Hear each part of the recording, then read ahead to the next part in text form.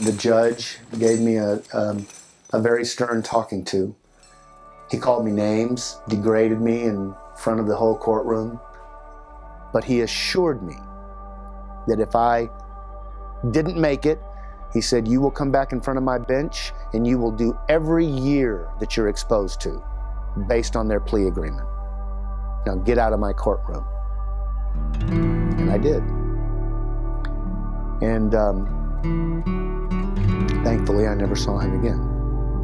Until, coincidentally, he showed up at a tree lot to buy a Christmas tree. I'd already done my 2 years. I was clean. I wasn't exposed to that prison term anymore. And I was the cashier at a tree lot. And he walked up and I recognized him and he handed me a check, and that's when I knew it was him.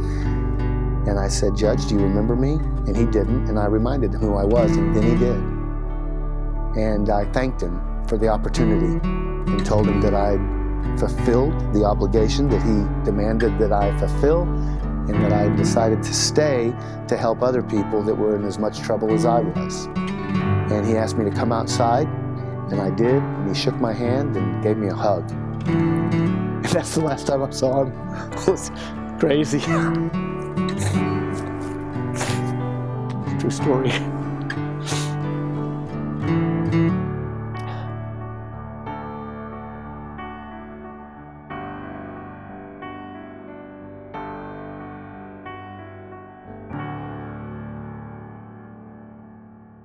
We have a correctional system that's based on the assumption that most of what people need in order to change is more motivation. So if we create a really aversive situation for them that they'll want to avoid at all costs in the future, then they'll change. And that's fine if you've got somebody who's screwing up but has the skills to do something different. If what you have is not a problem of motivation but a problem of ability, the people just don't know how to live a sober life or an orderly life or an honest life. If they just have no experience doing that, you can motivate the heck out of them, but they're going to keep recycling back through the system over and over again. I did a 2-year prison term. I got out for 60 days. 5-year prison term, got out for 59 days. 6-year prison term, got out for 4 months, and then a 10-year prison term and got out for 4 months. And now I'm looking at 29 years. I probably wasn't going to come home. And that's what we have today, is a revolving door. And it's expensive and doesn't work. It's hideous to think that incarceration is going to solve these problems. There's nothing that changes in prison. The only thing that changes, and this doesn't even change, the drugs aren't even gone. All you're doing is taking somebody that has a flaw in their character and their ability to live a normal life, addiction, and then you're sending them in there and teaching them ways to support that addiction by committing other crimes. All you're doing is exacerbating the problem. Probably 80% go back. I know I did 100% of the time.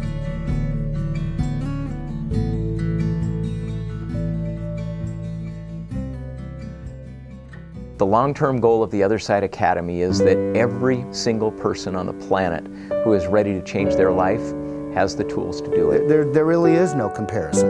You're almost guaranteed of recidivism if you go to prison. I mean, I think it's, some people say it's 70 or 80%. It's almost the exact opposite of the figures that I just gave you for our success rate. Wanting to change, saying that is easy. But when those times arise, those tough times, and actually putting in the work and swallowing your pride and doing the things necessary to change, paints the horse a whole nother color. When you get strung out on heroin, and it's just all consuming, you can't do anything. I mean, you just completely taken hostage by it.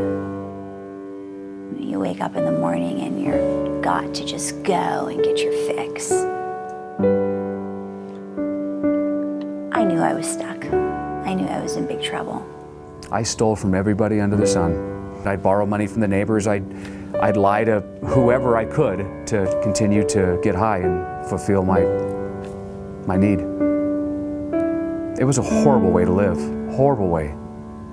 When I was using cocaine, I would have nosebleeds from snorting so much, and all those kind of health implications, and I would try to quit. I would talk to myself in the mirror and swear I was going to quit, and I'd throw my dope away, and I'd break my paraphernalia, and I'd throw it in a trash can and go to sleep and be so proud of myself, and in the morning I'd get up and dig the stuff out of the trash again.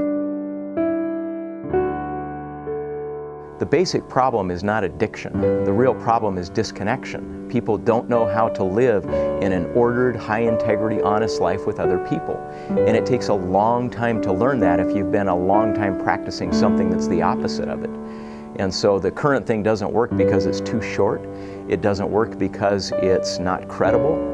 It doesn't work because oftentimes it's designed based on a funding model rather than the need of the participants. Most people who go to your 30-day and 60-day and 90-day spin dry programs, they're called that because you're going in and out of them repeatedly. They're very, very low success rate. Maybe 10, 20% learn what they need to learn in one of those programs and succeed, but very few. You can use the ball joke again if it's important to you. About 10 years ago, as part of my professional research, I became familiar with just a remarkable place that's taken this therapeutic community concept and made it about as perfect as you possibly can. Under normal circumstances, I usually have Alan doing the secretarial work. There's a complicated answer and there's a simple answer. But the short answer to the question of why this works is because it's long and it's real. Their approach there and the way things were being done there were giving me more results than any other place I had ever been. People started to trust me, and that made me feel good. I was learning how to be more like, you know, the kind of people in my life that I admired and respected and were role models to me. It allows you to stay in a mode of practicing new behaviors until they go to the marrow of your bone. And sometimes that takes years and years. Some people will stay at the Other Side Academy for 4 or 5 years, sometimes longer. But they stay as long as it takes until they get it, rather than until the funding runs out. I started believing in myself again. And I realized I can do this. And then when some of those bigger responsibilities were given to me and I was doing a good job, that made me feel good. So I started to believe in myself. And I thought, you know, I can do this. And I think I can do this without getting in so much trouble. Now I am honest. I'm a hardworking, loyal person. I'm a person that has integrity. I'm motivated, determined. I'm a hard worker. I love helping other people. It's become a labor of love for me. I feel like it's something that I'm good at. I'm a person that takes my word seriously. I'm kind, compassionate, loving. And I'm a person that's about something. And that set a whole sort of chain of events in motion that then captured my imagination and my wife's such that we realized this needs to be here. Welcome to the Other Side Academy. This is the front of our home.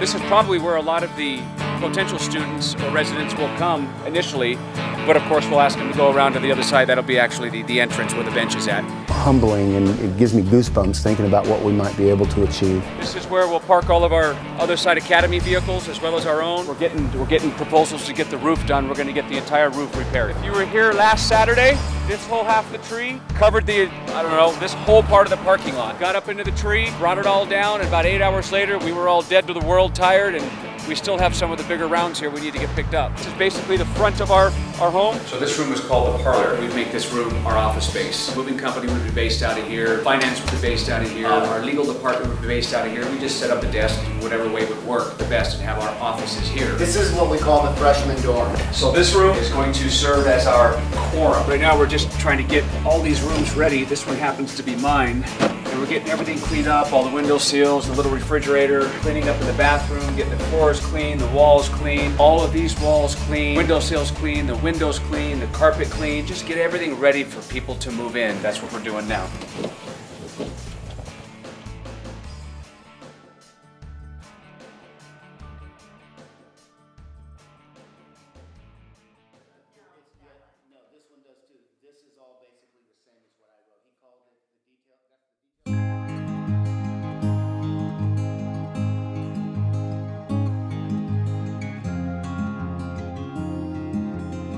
There's nothing else I'd rather do than what I'm about to do at the Other Side Academy and help other people. Nothing else gives me that intrinsic feeling of satisfaction that saving a life does. There are millions of people across not just the United States but across the world with broken, shattered lives, and it's hurt them, it's damaged their family, it's damaged society, and the problem is it's kind of like, you know, we know the cure for cancer but are just keeping it a secret. We've known for decades how to help people to literally transform their lives, but just haven't made it accessible to the millions and millions who need it, and that's what we want to do at the Other Side Academy. In my case, I didn't even get help till I was 50. I didn't leave until I was 56. And so that's why I'm so motivated to be a part of the Other Side Academy and bring this type of therapeutic community and this ability to fix what I couldn't fix for 37 years to other people, so they don't have to wind up 50 before they get help. I don't think there's anything else in the world more important than the work that we're about to do, in taking people and helping them change their lives that were absolutely incapable of changing their own, to be able to provide them with someplace safe to go so that they could get the help they need, just like myself and the rest of my team. I mean, we're living proof that, you know, you can stop living the way that you're living, and there's another way to life. It doesn't have to be the way it's been for so long. There is absolutely nothing sweeter than seeing somebody who was entirely lost become a wonderful, contributing, and productive member of society. And that will happen time and time and time again at the Other Side Academy. I don't know that there is a more worthy cause. GE builds electronics, Ford builds cars. The Other Side Academy rebuilds lives. Which one has more value?